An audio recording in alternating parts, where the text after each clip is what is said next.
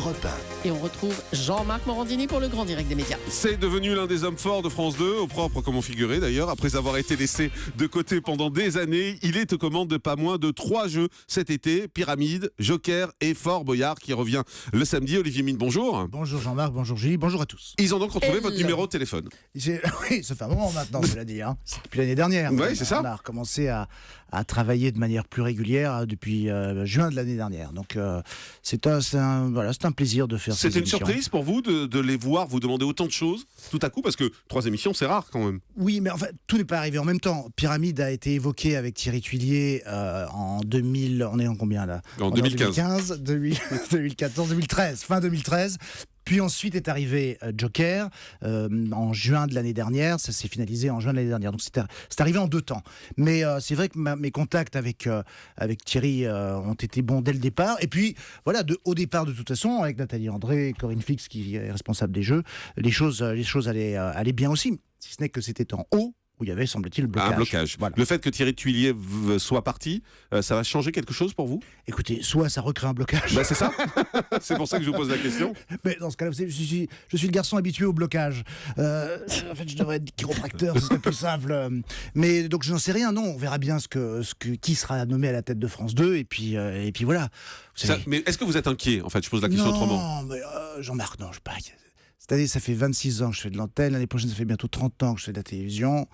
En commençant ma carrière à RTL Télévision. Non, mais vous avez eu des moments très creux en même temps, on le sait. Oui, mais donc c'est pour ça que j'évoquais cette durée-là pour dire simplement que, au vu de tout ce que j'ai déjà vécu, non, je ne commence pas à être stressé pour ces choses-là, bien au contraire.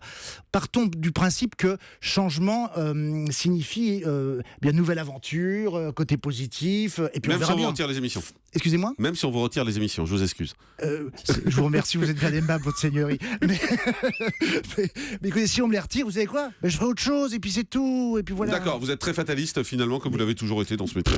Oui. Fort Boyard revient, vous êtes aux commandes depuis 2003, ça fait donc 12 ans que vous 13, un chou. Bah on est en 2015, Oui, vous avez mais- commencé en 2003. Oui, mais si vous incluez 2003, ça fait ma 13e saison. Ah oui, mais elle n'a pas commencé, donc ça fait 12 ans. Donc... Il fait rien qu'à me chercher. 12e ou 13e saison, quelles sont les nouveautés de cette année ? Mais ça n'arrête pas. Nous avons de nouveaux personnages. Nous avons les frères Bogdanov qui sont arrivés, qui nous ont rejoints, qui font une séquence mais complètement congelée. Qu'est-ce qu'ils font ? Mais ils sont donc des scientifiques, bien sûr, car c'est Bien sûr. leur identité première, et ils sont dans la Boyard Academy, dans la Vigie où se trouvait le père Fouras anciennement, et ils proposent aux candidats des expériences scientifiques dont il faut essayer de comprendre bien les tenants et les aboutissants. Ils sont absolument merveilleux, au-delà du fait que ce soit 2 hommes absolument formidables. Ils ont compris tout de suite l'esprit de l'émission, et ils nous font un truc, mais complètement azimuté. Ça va être culte, cette séquence. Avec les frères Mais vous êtes Bogdanov. allé chercher beaucoup de personnalités cette année. À mettre dedans, il y a Pascal Olmeta qui fait Capitaine Olmeta, il y a Elodie Gossuin qui fait Elodie l'experte, il y a Moundir qui fait Moundir l'aventurier, Ariane Brodier, Ariane Aspartiate, Brahim Zaïbat qui fait Flexi Brahim, et les frères Bogdanov, donc vous l'avez dit. Pourquoi aller chercher ces gens-là ? Est-ce qu'on sort pas un peu de ce qu'était Fort Boyard ? Non, parce qu'ils sont dans une identité très boyard. Ils restent dans une identité très boyard. Très aventure donc. Très aventure, dans un univers qui est celui qu'on a essayé de créer depuis maintenant quelques années, qui est entre le conte de fées et le jeu d'aventure, parce qu'il y a un vrai storytelling en même temps qui a été injecté dans le programme depuis quelques années. Ça, c'est grâce aux équipes d'ALP, avec Guillaume Ramin, avec Francis Côté maintenant à la production. Enfin bref, Enfin, tout ça pour dire que... c'était toute la famille non Oui, plus. mais vous savez, comme ça, moi, ça me permet après de pouvoir dealer Je sais, j'avais mieux bien mes compris. contrats. Je ne fais pas ça par hasard. vous savez. Je m'en doute. Si un animateur citait les gens par hasard, ça se saurait. Bref, tout ça pour dire que non, les personnalités qui sont là ne sont pas des rustines ou des gens qui viennent qui ne sont pas des éléments exogènes, mais au contraire, ils se trouvent complètement intégrés dans le programme. Donc vous n'avez pas noté que j'avais dit exogène. Oui, j'ai vu, mais je pense que c'est un mot que vous deviez caser, c'est ça ? C'est-à-dire que je l'ai appris ce matin. D'accord. Joker, c'est du lundi au vendredi, c'est diffusé donc sur France 2 à 18h15. Ouais. Les audiences sont... Écoutez, les audiences, sincèrement, on ne va pas se réveiller en pleine nuit pour se dire tiens, j'ai fait 2 millions de téléspectateurs. Voilà. Non. Maintenant, si vous comparez avec ce qui s'est fait précédemment... C'est pareil. Non. Non. Moi, je pensais que c'était pareil. Et puis, le service des études de France 2 m'a montré les comparatifs. Et non, on est au-dessus sur toutes les cibles. Ah, vous parlez en cible, mais en nombre total de téléspectateurs, on est à peu près à 600 000. La moyenne en effet du programme est entre 600 Je parle de face à la bande, hein, oui, bien sûr. La moyenne du programme pour le moment entre janvier et juin est entre 600 et 700 000, ce qui est supérieur de toute façon à ce que face à la bande faisait, puisque sa moyenne était plutôt autour de 500. Mais bref, on va pas faire une guerre des chiffres, mais est-ce que non, vous parce qu'en effet, les est-ce que auditeurs s'en globalement, fichent. non, ils s'en fichent pas, je suis pas d'accord. Ah bon, d'accord. Alors non, les auditeurs ne s'en fichent pas. Est-ce que vous êtes d'accord pour dire que je sais pas mais oui, vous êtes d'accord pourquoi? Dites-moi pourquoi je devrais être d'accord. Non, la question c'est est-ce que vous êtes content? Ah mais moi je suis très heureux. Des chiffres. Ah, des chiffres. Écoutez, oui, parce que le programme est arrivé dans une case qui était quand même qui avait été très mal menée. Premièrement. Deuxièmement, un jeu aujourd'hui, dans cette case-là, ne peut pas s'installer uniquement en 3 ou 4 mois. Ce n'est pas vrai, d'autant qu'on a déjà eu une interruption avec Roland Garros. Donc là, ce qu'il y a de formidable avec... Et là, vous en aurez une autre avec Vélo Club. Totalement. Mais c'est pour ça que pendant l'été, on nous place également le dimanche, à la place de Vivement Dimanche prochain, de Michel Drucker.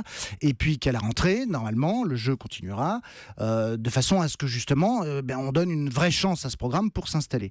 C'est une des cases sans doute les plus compliquées aujourd'hui pour France 2. Ça revient à la rentrée ? 18h30. Il se peut que ça revienne à la rentrée. Vous savez pas encore ? Non. Il n'y a pas d'engagement là-dessus ? Pour l'instant, je n'ai rien signé. Pyramide le samedi, 598 000 téléspectateurs samedi dernier, 18h10. Oui. Ouais. Pas mal pour une émission qui a été... Attends, si tu es honnête, si vous êtes honnête, merde, c'est vrai, on est à la radio. Si vous êtes honnête, n'oubliez pas que sur la période février-juin, nous avons été déprogrammés à cause du rugby par exemple, tellement de fois que le Pyramide n'a parfois été diffusé qu'une seule fois par mois. Comment est-ce que tu veux, sur une émission hebdomadaire, fidéliser les gens quand on n'apparaît qu'une seule fois toutes les 4 semaines? Ça n'est pas possible.